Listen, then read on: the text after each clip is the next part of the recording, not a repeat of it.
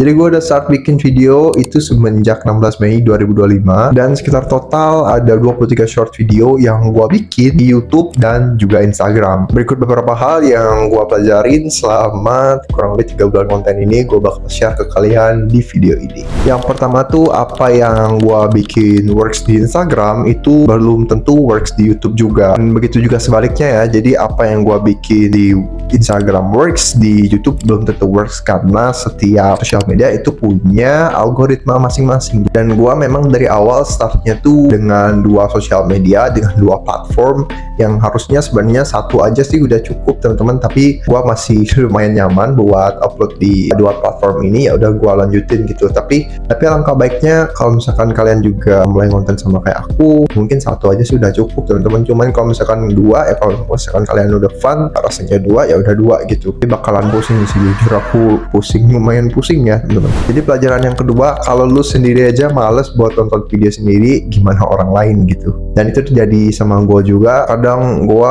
bener-bener males banget ngelihat video sendiri karena bener-bener gak ada yang bisa gue petik, gak ada manfaatnya bahkan dari nonton videonya gue. Tapi ada beberapa video yang gue suka banget ngedengerin diri gue sendiri gitu. Jadi pelajaran yang ketiga, di saat gue gagal, gue sendiri yang ngalamin dan bukan orang lain gitu. Jadi kalau misalkan gue perbaikin videonya ya video gue sendiri, kalau misalkan video gue berhasil itu berkat gue sendiri, kalau misalkan gue gagal itu juga karena gue sendiri. Kenapa konten gue nggak laku ya karena salah gue sendiri gitu, jadi bukan orang lain. Jarang juga ada orang yang peduli sama kegagalan gue gitu. Jadi yang keempat, ini jujur gue kurang ngerti beberapa video dengan sound yang gue upload di YouTube dan juga Instagram ada yang kata copyright teman-teman. Dan biasanya gue scrolling IG itu biasanya nemu sound bagus, gue upload ke YouTube itu bisa kena copyright. Sedangkan di Instagram karena kita pakai sound orang itu bisa nggak kena copyright, dan itu gue jujur masih belum pelajari dan itu yang gue alamin gitu.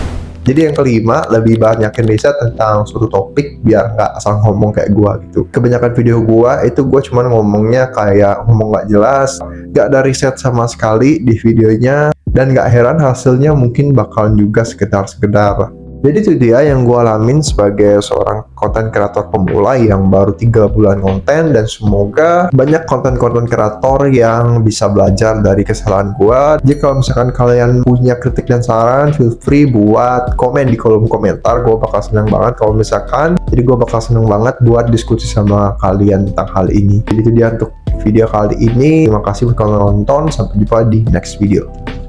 See you.